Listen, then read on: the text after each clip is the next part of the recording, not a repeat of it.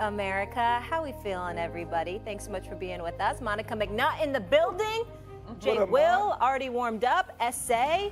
How we doing, guys? Good morning. Good morning. Molly, good morning. Good morning, Jay. You know the responsibility that comes sitting in that seat. My brother, Yes. You're looking good, though. And Eminem, Yes, sir. Come on. how you doing? I have to tell you, I went to pick up my dog yesterday, and I'm walking home through the neighborhood. The amount of people that are like, Monica. I'm like, no, I said this, that, or the other. So anyway, it's a That's thing. what I'm telling you. It works, girl. It works.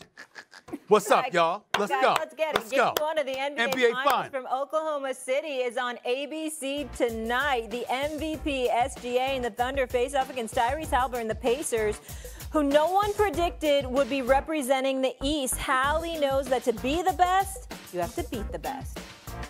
If we were to win a championship, I don't want to win any other way. I don't want to go around or go over. I want to go through. You want to go through the best team. You want to go through the best challenge. So this is the best challenge, and this is the best team in the NBA. It's been the best team in the NBA all year, and they're well coached. They just do everything so well. So there's no shortcuts to beating this team.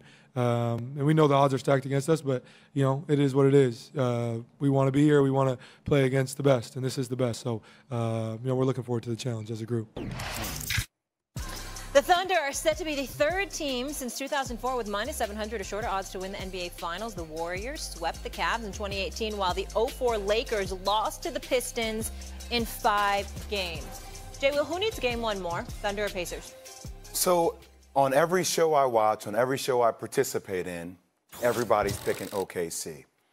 I think we all have overlooked Indiana because we have seen the value that OKC has shown defensively of how historically great they are. And also, say Gilgeous-Alexander, he's a bad boy, right?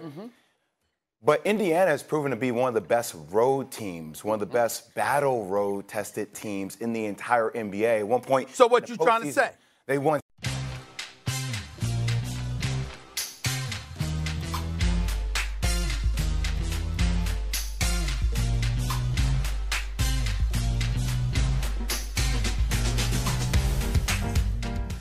Stop yelling all the damn time. Let's go. Excuse me. I talk to you very, very smoothly most of the time. I mean, you have to admit Most that of the time. Look, Not look, most look, of the most of the There you time. go. Okay. All right, come on, make Let's this point, go. because I do want to see where you about to go. So I'm going to go That's OKC. right.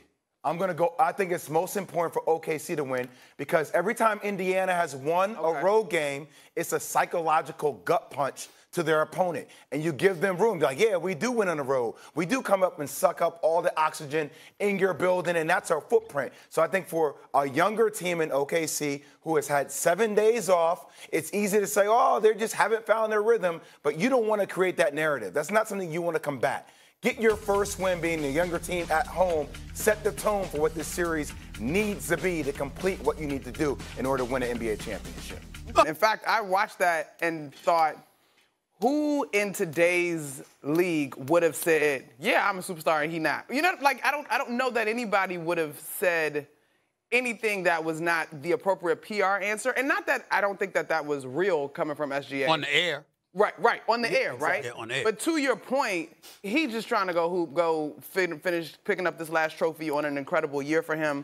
I do think, though, I was kind of like, that's a great answer, but you know he wants to wipe the floor with this dude, like completely eliminate Haliburton, the Pacers, leave no doubt in terms of how dominant this team is and how great of a year that he is having. But I agree. I don't think you would have heard. You might have heard someone else answer it in that I believe that I'm a superstar and maybe not mention the person that they're competing against. Right. But yeah, I don't know that that was the setting to get a trash talk moment. I'm not sure. I mean, it's a terrific question, but yeah. SA, can I bring up a point that I found? Sure. Sure. It was off the top of your soliloquy, which was very well done, by the way. You are a masterful at your craft. Was I not mellow too? Was I not mellow? You were mellow. You were mellow. It was a good, change. The variance pace. in today's like show. That. Yes. You're doing well. But why the slight ha-ha at LeBron? Why off the top, though?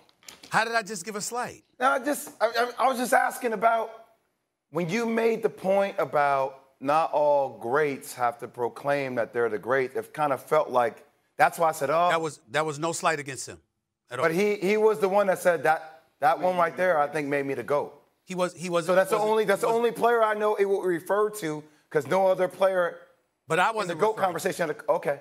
All right, I wasn't referring to that. Number one. And just for the record, okay. Just for the record, right here on national television, in all seriousness, in front of everybody else, we all know how LeBron and I feel about each other. They ain't yes, no, but you can compartmentalize. You're objective in your opinion. It will never stop me from recognizing and appreciating this brother's greatness. He's the greatest of this generation. We're going to miss him when he is gone, and that includes me, because I don't give a damn how we feel about each other. It doesn't stop me from loving watching him play. I'd give anything for us to be flying to Los Angeles for the finals instead of OKC.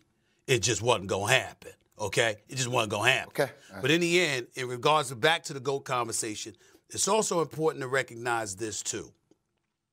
A lot of times, and I often say this, Jay and Eminem and Molly, and people don't really appreciate how often I keep repeating this.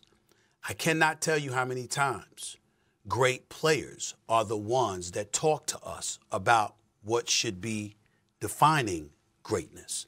Like, you look at Stephen A., who was never good enough to play a high level collegiately, let alone professionally, okay?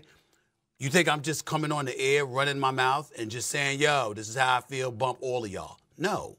You speak to experts over the years. That's why, you cultivate sources. You talk to people. The greatest folks who have ever played professional sports have all defined greatness for me. I remember one time Cam Chancellor came up to me when the Legion of Boom was it. And I said, how do you guys get so great? What do you think the ingredients is to it?